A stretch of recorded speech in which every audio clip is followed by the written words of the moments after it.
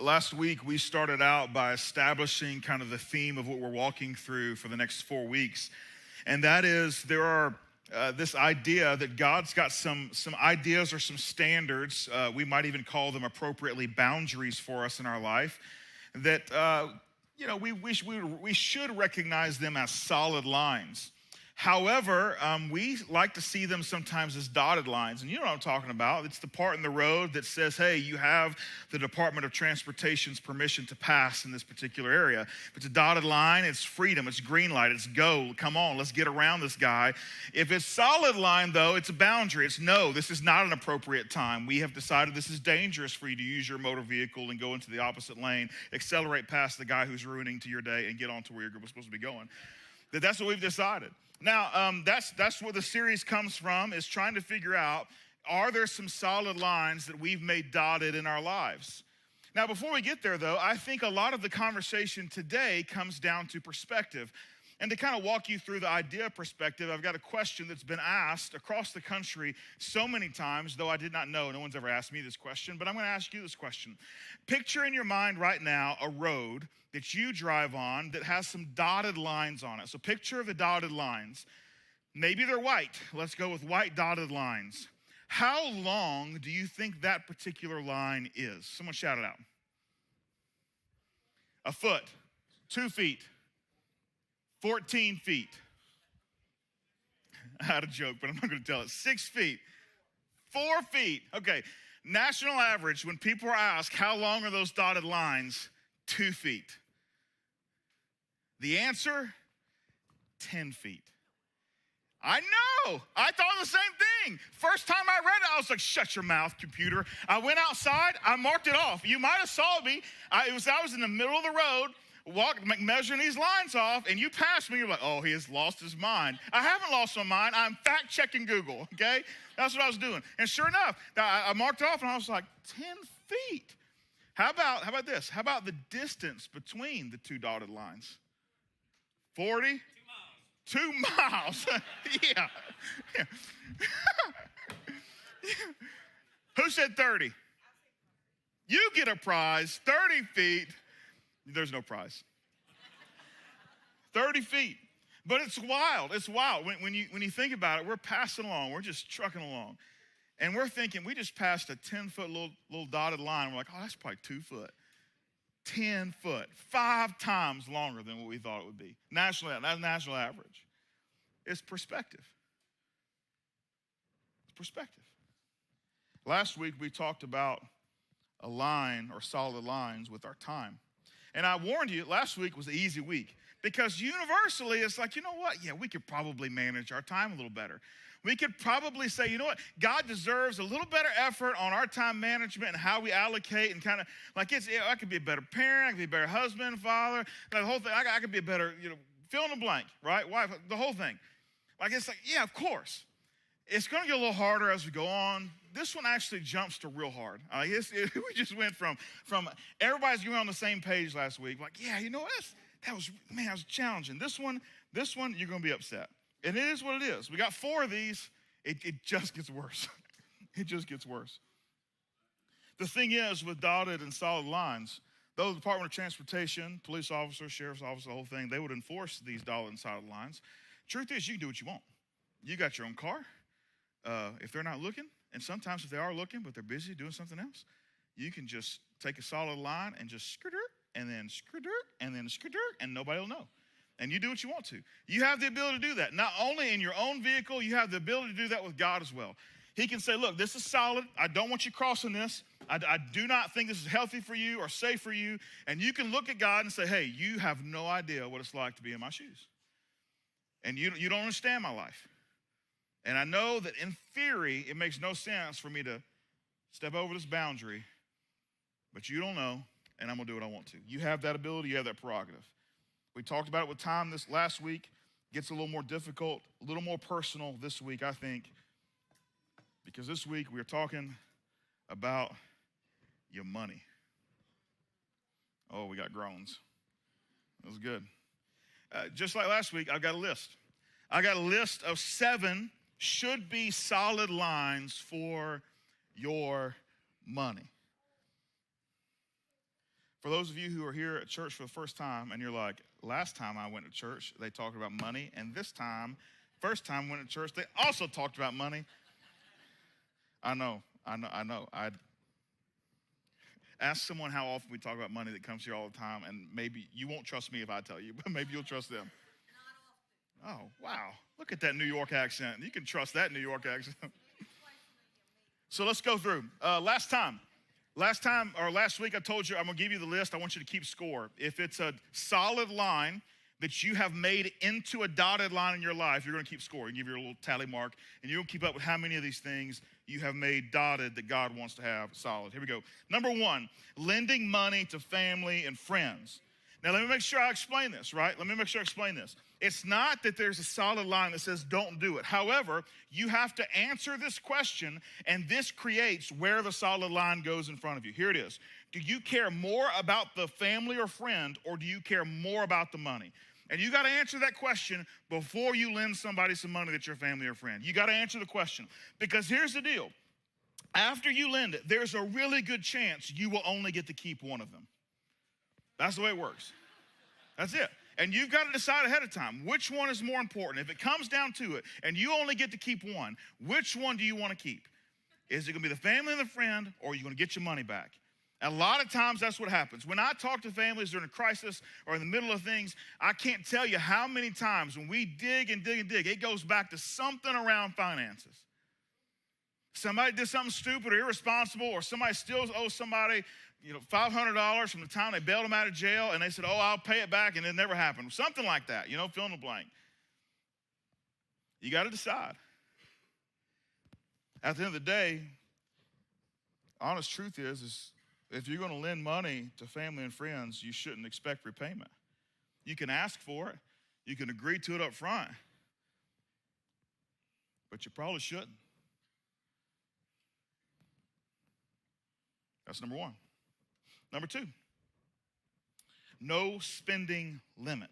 Now, I'm not talking about you got so much money that you can spend and buy whatever you want. I ain't talking about like Bill Gates. I ain't talking about that kind of thing where he probably couldn't come up with a plan to spend all his money. You know what I'm saying? I ain't talking about that. I'm talking about just normal richness. And this is how you know if you're rich. If you go to Chick-fil-A and you've got children and you say, hey, what do y'all want? And you put no restrictions on it, you are rich.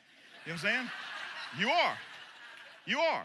If you got an 8-year-old or a 9-year-old and you're okay with them getting an adult number 1 and they don't have to get the Happy Meal that's cheaper, you have made it. You know what I'm saying? That's what's up. If you go to the store and you have no list and you're like, I'm just gonna get it, and all of a sudden you're walking out like, I hadn't tried these Pop-Tarts before. It's not on my list, but I do what I want to because I'm a grown man and I'm rich. And you take those Pop-Tarts and put it in there, and because you've decided, you know what? If I filled the whole buggy with groceries, like I might be a little tight. I might have to not get my nails done or something like that this week, but for sure, I can pay for it. Like I'm not worried about when I get to the end of the thing, if I swipe my card, it's going to declined. Like that's not the worry. So that's it. Like impulse buying. I see it, I'm going to get it. The more you make, the worse it gets. There's no plan, or you're like plans are stupid. Plans are for stupid people. That's it. That's it. Next one. Now, I don't know if we put this, okay, good, we haven't put it up yet. Now, I'm telling you, I've been worried about this one. Not worried because it's not the truth, but this is a hard one. It's a hard one, and it's invasive, and it's offensive, and almost every single couple that I counsel that's in crisis, it's the opposite of what I'm about to tell you to do. I'm just telling you. Now, there's going to be a ton of excuses, because I've heard them all, and I'm telling you, but here's a solid line. When you have separate finances in your marriage, that's a no-go.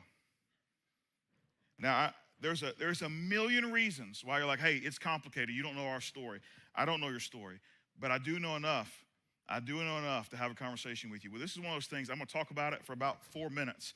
There's no way, because these conversations, every time we get into it, it's a long conversation. It's a long conversation. So if y'all are in a place where you're like, hey, we need to have this conversation, I would love to have it with you. I would love to have the conversation. It's going to take longer than the 4 minutes I got to explain this to you, but I'm going to give you a 30,000-foot overview and walk you through it.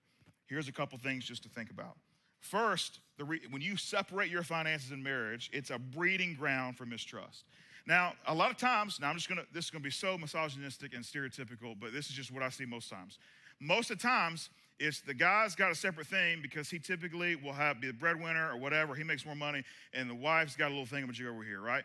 And the common is, oh, she trusts me. Well, here's the deal, dude. She trusts you because if she doesn't trust you, you're gonna have an issue with her, right? So is that really trust, or is that just like compliance? Like submission, which you're like, hey, submission is a biblical thing. This is a good thing. It's like, be very careful in taking a godly word in submission and saying, you know what? I just want to be able to do what I want without her interfering at all. It's a dangerous thing.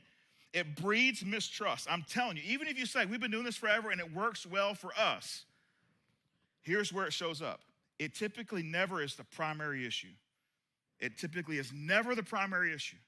The issue is something else, and it gets brought to my office, and we start having a conversation about it. And when we dig enough to make sure that we're taking care of all of the things, this comes up more often than not. And we're going to pile it on issue.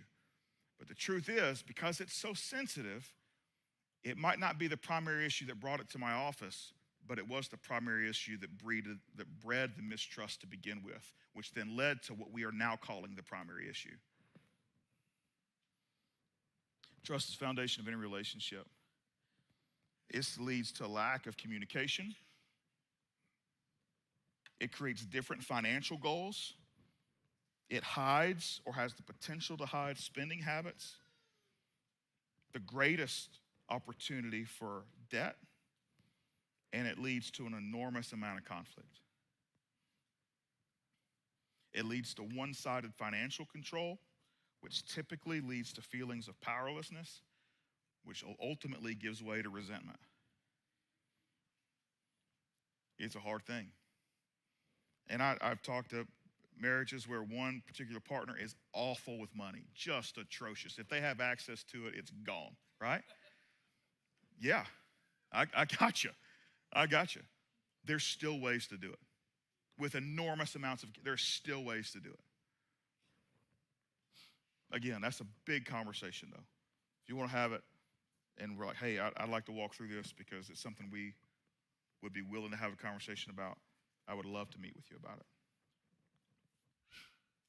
Next one, lack of self-sufficiency. This goes two ways. It can be on your end, where you are over-reliant on other people. A lot of times, it's where adult children are reliant on their parents. For instance, let's say your parents have, they've grown out of, giving you things that are wrapped because you're grown people, you're married, you're just grown, you know what I'm saying? And so they don't give you wrapped things anymore. They give you they write a check, It's like, you got a kid or whatever, they write you a check. And so let's just say, maybe you got parents that really love you and they give you $1,000 at Christmas. That'd be cool. And all of a sudden, instead of it being a gift, you have now worked that into your budget where you are counting on it. You're like, you know what? We're going to go ahead and buy XXXXX for the kids because I know my parents are going to write me that check. Until the first Christmas, they don't, And the first Christmas they don't write the check, all of a sudden, you're like, hey, Christmas was last week, right? We came to your house. We ate dinner, the ham, the turkey thing. We had Christmas. And they're like, yeah, wasn't it great? It's like, yeah. So the thing is that you gave me some socks, but I looked all in them socks, and I want to check in there. And we decided to do things a little bit different this year. We decided to, I don't know, then they came up with something cool, like they gave money to a nonprofit or something that really needed it. I was like, and we did it in your name. We forgot to tell you. It was like, okay, I'm going to need you to take that back from that nonprofit because I have counted on these funds. I have put it in my budget. That's a problem. Or the other end, if you are the people that are enabling, whoever it is, a lot of times it's parents or grandparents, and you are enabling them, you continuously are bailing someone out financially without addressing any of the underlying issues that just simply makes the issue worse. When you're like, look, you know what? Honestly, he gets in trouble, but it ain't a lot of trouble, so I just keep writing the check. It's fine, It's like, no, fix the problem. Address the issue. Solid line. We like to make dotted. Here's the next one, generosity. Generosity is a word that should describe every follower of Jesus. Every single one. If you're a follower of Jesus, the people in your world around you should, when they think about you, they should be like, you know what? I do think they're a pretty generous person. Like if I was in a place of need, they probably give it to me, unless your family or friends, and then they would draw because they value their money, you know what I'm saying, more than the repayment. Back to number one, you know what I'm talking about? Generosity. Now, when we think about generosity, immediately people are like, okay, here it comes. We're about to ask for money for the church. Look, let me address two things. First, do I think that you should give money to the church that you attend and you invest in your life? Yeah, I do. 100% I do. I think you should. Now, statistics show, just here at Foundation, over 50% of people that show up, they don't give anything, which is fine. It's fine because here's the deal. It's a journey for you to get through because the church as a whole, globally, holistically, has done a terrible job with money. Just absolutely, which has ruined the trust of so many people. So honestly, there are some of you who have had such terrible experiences with church abusing the funds that you gave them or your parents gave them or your grandparents gave them. I don't blame you for being skeptical about it at all, 100%. And in fact, I think the church is in a place as a whole, not just Foundation, any church you attend, that they should have to earn the right and earn the trust before you say, hey, we're going to give anything that is supposed to be taking care of your family towards something. So let's put that out there. Do I think we should? Yes, but I think we ought to earn it. Second thing, though, is that regardless of whether you give to church, the line that I will use over and over again is it's okay with me if you trust God with your money before you ever trust the church with your money. And those are two different things. And the way that you do this is that every single one of us, whatever we are taking in, there should be some charitable giving towards things that we believe in that helps make our community better. 100%. It might not start with you at the church because the church might have to earn something because of some trauma that you've been through, your family's been through. I get it. That doesn't excuse that you ought to have a piece of what you have that you have set aside to say, hey, God, how do you want me to leverage this to do good in my community? And I've got a million options for you, incredible nonprofits that if you want to give there and you don't want to give to the church, I think it's a great place for you to start. A great place for you to start. Calvary of Force is just out our back door. They deal with drug and alcohol and about any addiction you can think of. An incredible community center just across the street. Chad's playing bass today. I don't know where Chad went. Chad was sitting here in the front. He's usually in here. Chad's over there. Chad runs an organization called More Music Foundation, where he takes music to at-risk kids in the worst neighborhoods in Coweta County. It's an incredible program. Bridging the Gap works with people who are food insecure. I'm telling you, there's nonprofits that's doing Jesus' heart of Jesus work that if you're like, I don't trust the church, but I do need to do something positive with some of what I have, I've got a list for you that I think you should invest in. 100%. 100%. Generosity is another solid line that we make dotted. Next one, kids. Kids. When we ensure that they have the best and that becomes their norm, it's dangerous. It's dangerous. Now, for those of you who have children, you know this is a good thing because we're thinking back to how we grew up. We're like, we have none of this thing. Like, we have nothing. I remember I grew up so poor. One of my very first housing memories was a trailer park in Riverdale. I tried to take my kids there a long time ago, and it is gone. It is absolutely gone. It's like, it's leveled, and I don't even know. It's a business park that I was looking forward to showing them. I was like, this is where I came from, and it's nothing. It looks so nice. It looks so nice now. There's glass windows. There's brick everywhere. And this trailer was a dump. I'm telling you, one of my first memories. I came home. It was in the middle of winter. I don't know. I must have been 2 or 3 years old, but I can vividly see it. I walked up the steps. I opened the screen door and then opened the other door, which was just a little thicker than a screen door. And I walk in, and my dad has taken the wooden paneling down, which is about that thick, and it had nice even lines in it, this wooden paneling. And a pipe had burst, and he was working on the pipe, and there was a Budweiser on the floor, and I was like, this is living. You know what I'm saying? Like, this is incredible. And then our family moved, I don't know how many times, because rent went up by $25, and so we didn't move across town. We moved across the street and 4 houses down because rent was the same or a little bit cheaper than we had just been. And so we uprooted everything in our house just to move 4 houses down and across the street. I'm telling you, we were absolutely poor. The baseball that I played when I was growing up, we didn't have travel teams. We didn't have specialized equipment. My bat was a bat we bought at a yard sale that had a dent in it. So when I got up to the plate, I had to make sure I spun it so that the dent was on the back side of the bat. You know what I'm saying? And so when I think through, what do I want to give my kids? It's like, I want to give them more than that. I want them to have all the tools to succeed. I want to make sure they have everything that I never had because, man, I would have loved to do that so much. And in doing that, we have to be extremely careful because they begin to have an incredible understanding of this is how we achieve great things, but they are clueless about how the finances work to support those things. They become entitled. They never understand the value of a dollar. In fact, dangerously close to even understanding how you would make said dollar. And then we become a catalyst for an incredible childhood, which at the same time becomes a catalyst for terrible financial habits as they get older. We got to find a solid line. Last one. Keeping up with the Joneses. They get a boat, I get a boat. That's not a bad philosophy. Who doesn't want a boat? You know what I'm saying? The problem is you can't convince the Joneses to buy you a boat. You got to buy it, you know? You got to buy it. They got a new ATV, I want a new side-by-side. She got baby cows, I want baby cows.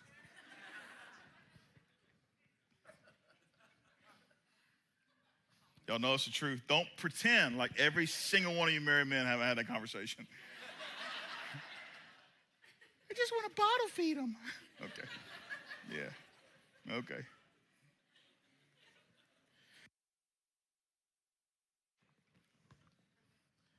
Same thing with time.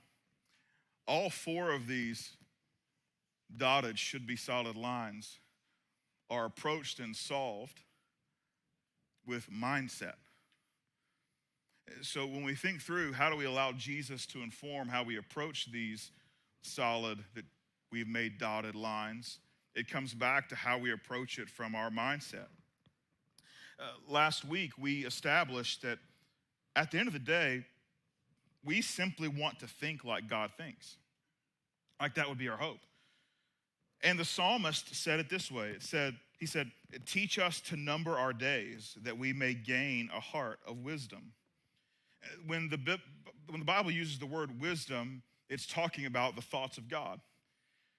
And so the psalmist says, if God can just teach us to see our time the way that God sees our time, we will begin to think about our time the way God thinks about our time. Because remember, God thinks about our time as a clock that winds down. And we always think about our time as a clock that goes up. We count how old we are, and it just gets bigger each time. Well, I guess it doesn't have to be. You can lie. But you know what I'm saying? Like, it just gets bigger. But God doesn't see it that way. God sees it as there's a time when it's going to come to a close, and then you will breathe your last breath. And that's the way he sees your time, which then allows him to make decisions or urge you to make decisions that probably are a little bit different than what we would like to do or feel like doing in the moment. If we saw our time the way God sees it, though, it would make a little bit more sense. So when we're thinking about our funds, our finances, our money, 100%, we want to see our time the way God sees it so that we can gain a heart of wisdom, so we can think the way God thinks. And when we start to value our time that way, it also means that we will value in what we do with and how we organize our time, which includes our finances. Here's God's view on wealth. It also comes from the psalmist, 24 verse 1. The earth is the Lord's and everything in it, the world and all who live in it. That's God's view. He says, look, I created you. You're all mine. You're all mine. Now I'm giving you a choice to decide whether or not you want to claim me or not. That's your choice. But at the end of the day, it's like, I made you. I made you. Whether you want to acknowledge it or not, whether you want to acknowledge it or not, that first heartbeat, that was my little hand going, boom, life. That was me. And everything that has overflown from your existence, he's like, this whole thing, the whole world, the entire earth, everyone and everything in it, it belongs to me. And so we have some warnings that come with our finances based upon God's view of wealth. Jesus says it this way in Matthew chapter 6. Do not store up for yourselves treasures on earth, where moths and vermin destroy, and where thieves break in and steal. But store up for yourself treasure in heaven, where moths and vermin do not destroy, and where thieves do not break in and steal. For where your treasure is, there your heart will be also. Now, I'm going to stop there just for a second. When you think about that phrase, where your treasure is, there your heart will be also. I don't know if y'all remember these. I don't see them all that often anymore, but I used to see them all the time. You know, like it gets dark, and all of a sudden you can see these huge lights that are shooting up in the sky, and they're going back and forth, like these spotlights, you know what I'm talking about? I never see them anymore. And I think it's because I used to just want to have them like at a birthday party for myself. Like this would be fun, you know? I looked into it. They're incredibly expensive to rent. They're also bigger than you thought. You gotta have a truck that can pull this thing. They come on a little trailer deal. And they require a lot of power. All those things, just in case you want them for your birthday party. I've never had them, but I'm just telling you I've researched them. And that thing, whenever I would follow them before I was married, I would actually, if I saw them in the sky, I would chase them down. Like when it was just me like riding around, I had nothing to do other than like just find trouble, then I would like, hey, let's go see what that is. And I would chase it down. And more often than not, it was like a used car dealership is what it was. But you know what I'm saying? That's what this passage is saying is, hey, where your treasure is, there your heart will be also. In other words, where your treasure is are these huge lights that's not just, you can't hide it. You can't, it's not like you can say, oh, no one's really gonna know. No, there's these huge spotlights that are letting everyone else in your world know this is where my heart is. Treasure's bright. It goes on, the eye is the lamp of the body. If your eyes are healthy, your whole body will be full of light. But if your eyes are unhealthy, your whole body will be full of darkness. If then the light within you is darkness, how great is that darkness? No one can serve two masters. Either you will hate the one and love the other, or you will be devoted to the one and despise the other. You cannot serve both God and money. Now, when we read this passage, a lot of times we get to a place and we're like, I don't understand why these two things have to be against each other. Like, why is it God and money? Like, why couldn't it be you can't serve God and Satan? That makes sense. God and the devil. That makes way more sense. But it doesn't. It doesn't. He's specifically talking about finances for one really important reason. Let's go back to God's view about wealth. The earth is the Lord's, and everything and everyone in it belongs to me. We got that. Set that on a shelf. Let's come over to the other side. Everything in our world, and I mean everything, the catalyst for it, money.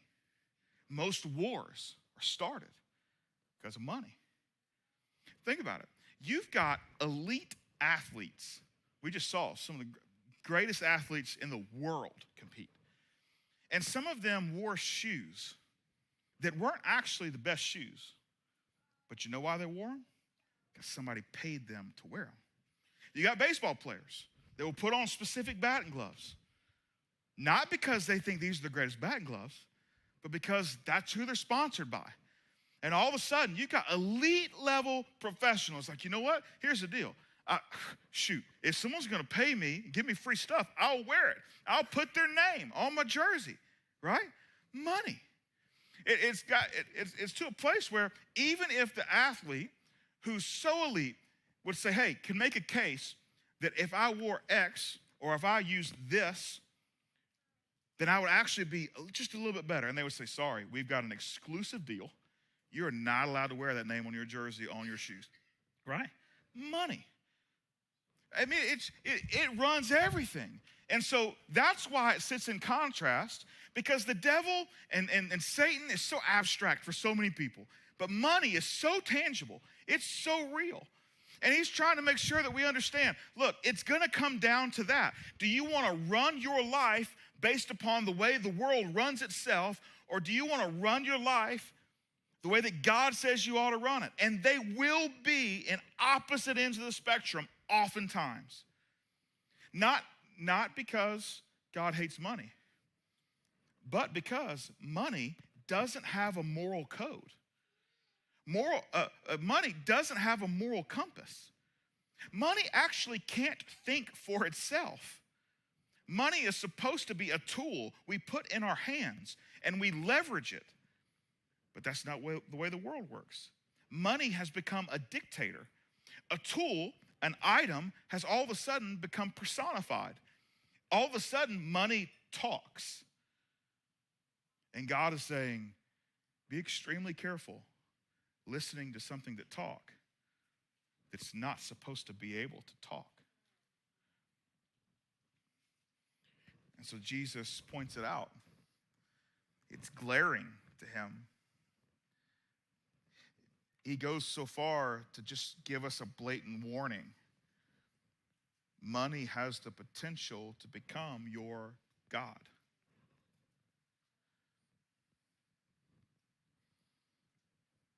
It has the potential to teach you what's right and wrong. It has the potential to inspire you to act in a particular way.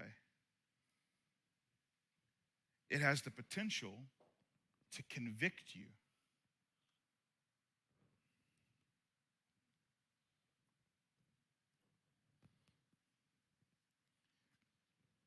First Timothy 6 says this, but godliness with contentment is great gain. For we brought nothing into the world, and we can take nothing out of it. But if we have food and clothing, we will be content with that. Those who want to get rich fall into temptation and a trap, and into many foolish and harmful desires that plunge people into ruin and destruction. For the love of money is a root of all kinds of evil. Some people, eager for money, have wandered from the faith and pierced themselves with many griefs. Now, I don't want you to confuse these two terms. Don't confuse contentment, which is what the author of 1 Timothy is encouraging us. It says, but godliness with contentment is great gain. Don't confuse contentment with laziness. Those two things are not the same. And so it's saying, hey, well, I'll just be happy with the clothes on my back and the promise of a meal that I got provisions for. And then the rest of it, I'm just going to like chill here and play NCAA 2025. You know what I'm saying? Like it came back out. It's a God thing. God clearly has orchestrated this for me, right? Like that's not it. So we're not confusing content with laziness. You have gifts and ability and time and opportunities that you ought to be leveraging for good for your family, for good for your community, good for the kingdom of God. And then laziness is typically never a part of those moments. So contentment and laziness are not the same thing. We are simply stating that our will and our desire for some of these funds are not going to be what defines us. It will not be the deciding factor in our joy. That when we wake up in the morning, we're not going to decide whether or not this is already a good day or not based upon we have the money or the finances to achieve what we want to achieve. That our joy and our purpose comes from something else. And I know everyone else says, hey, money can't buy happiness. And country radio has told us, but it can buy me a boat. It can buy me a truck to pull it. A Yeti 110 iced down with some silver bullets.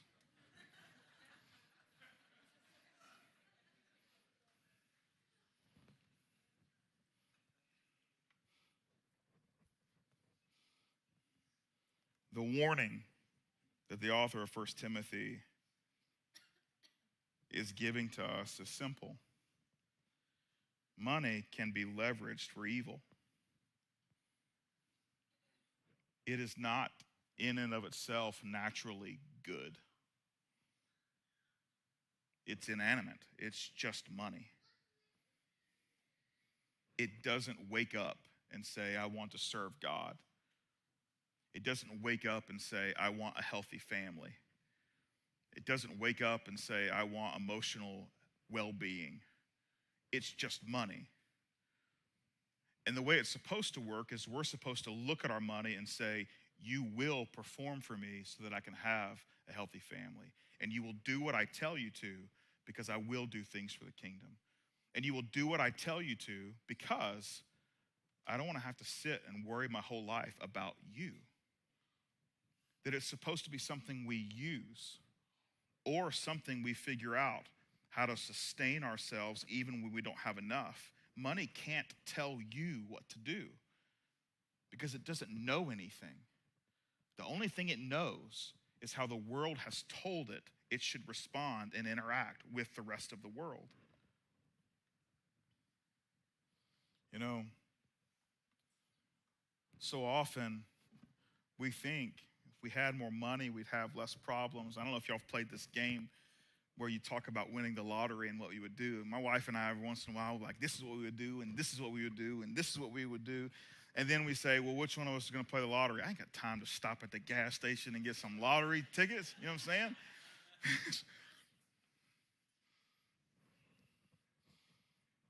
But not just that. In 1997, Notorious B.I.G. told us all, mo money, mo problems.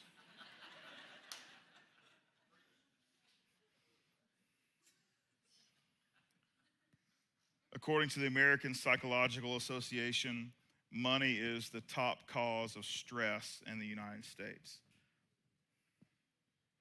The top cause of stress in the United States. They give 4 red flags that if this has become unhealthy for you, they give 4 red flags that you're like, hey, you should probably address this. The first one is this: if you are consistently arguing with loved ones about money, then there's a problem. The second one they give is if you have become afraid to walk to the mailbox and retrieve your mail or answer the phone. I don't know if that's laughing out of I can relate or. Third one is that you feel guilty about spending money on non-essential things.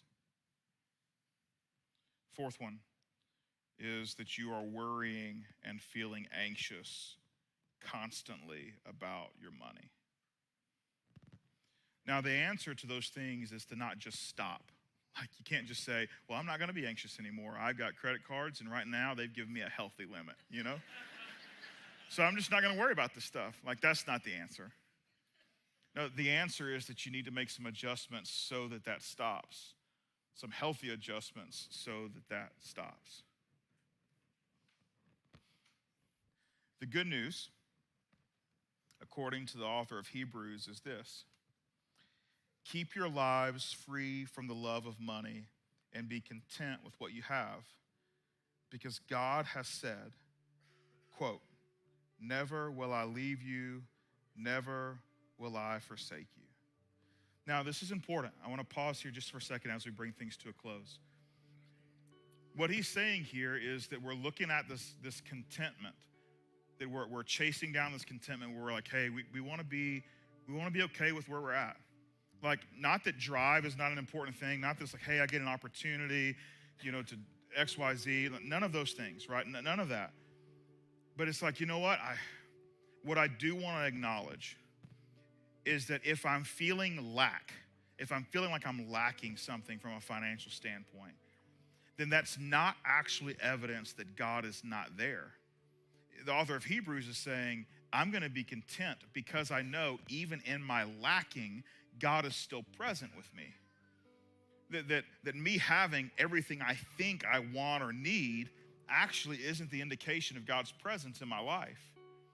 But God's presence in your life is that if you decided, even though I'm going through a really difficult financial season right now, I'm going to be content to walk through the really difficult financial season, that is the proof that God is still with you. And that he will walk with you in this season, be it for an extended drought or maybe just a short period of time. That God is saying, I'm with you. I'm with you. This is a choice that every single one of us get to make. You can choose how money plays a role in your life because it's your life. And the truth is, it's your money. I do think, though, we should probably choose wisely. Choose very carefully. If you're in a place that's very unhealthy, there's a couple of folks here that have, what they do is financial work with people. And they've told me if there's ever a family that just needs a conversation to point in a positive direction, that they would love to sit in, whether it's a phone conversation or whether you wanted to meet for lunch or something, that they said, hey, this is what we do. And if we had a family that goes to church and they're like, hey, they're lost, they don't even know how to start, that they would be willing to sit and do coffee or dinner or a phone conversation with you. And if that's you, if you're like, I don't even know where to start. Like we're in some significant trouble with this or whatever. I don't even know what to do first. I think they'd be willing to say, hey, this is probably a good first step for you. We offer a thing called Financial Peace University, which is a Dave Ramsey class. It's a really great tool for people to get started in. It's something that we do once a year. Ultimately, you're going to get into a place where I think you've just got to figure out which of these solid lines have you made dotted, and you need to have a conversation about it with somebody. We'll throw that graphic back up on the screen so that you can just look through it. And this graphic will be posted online as soon as this gathering wraps up. It'll show up, and so if you don't get it now or whatever, you can't remember them, you can just go to our social media and it'll be on there. But this is the idea, that we would kind of take a look and say, where do we need to do some painting to solid up this dotted line we've created in our lives? You know, finances are so convincing, so compelling in the moment. It's time that actually teaches us the best lesson about how to use and leverage and work our finances. When we see our time as something that's actually more valuable than money, when we begin to see it that way, it really helps us frame how we order our financial lives. I've shared this a few times, so if you've heard it, just forgive me. It's the best personal lesson I can share with you. Back in 2014, 2015, I went and got my master's. And it is the single largest regret of my adult life. I don't regret getting it. I like in terms of like it's an accomplishment. And that's a lot of times the way my brain works. It's like, let me achieve something, check it off the box, this is cool. But, and the reason it was, I had some conversations with some guys and like, hey, for what you want to do in your ministry career, this is the next step for you, you need to do it. It comes with a raise. And I was like, did you say raise? You know? Let's talk about how much this raise is going to be. And so Brooke and I decided to do that. And at the time, we had two little kids, 4 and 2. And I wasn't quitting my job, so I still worked full time. And so I'd do that, and then I'd finish my school, I'd finish work at the church, and I'd take a 30-minute break, and at 5:30, I'd walk back into my office, and I was there till 10 on Monday nights, Tuesday nights, Thursday nights, and all day Friday. And I did that from the time I started my master's until I was completely finished with it. And I regret it every day of my life because I gave away time with my kids when they're 4 and 2 so many times. And when I say so many times, I mean hundreds of times. I put my kids to bed over the phone. And I was just 11 miles up the road, working in an environment where I could power through this thing. And they'd call, tell them, good night, E. Good night, Hads. Love you. Daddy's working 5,000 words on Colossians 1 or the S-curve in leadership development or whatever else it was. I regret it. There is a much better way that I could have accomplished that. I don't even hang that thing up in my office anymore. It's just wasn't worth what I traded. Time and finances are so closely connected. And there's a healthy and appropriate way to accomplish both things. Your dreams and goals in your life, financial goals, all of those things, there's a way to do it that honors God. And then there's a way to do it that's incredibly efficient, and the world dictates everything with it. And you should think very critically about which one you want to follow. There are some solid lines that I made dotted. And the one good thing that's come from it is I can share with you my mistakes. So have some conversations before you have to wait 10 years and share your regrets. Just avoid them. It might take you a little longer. You might lose out on a promotion, but there's a good chance that you're going to gain something worth far more than anything anyone could ever put on a paycheck.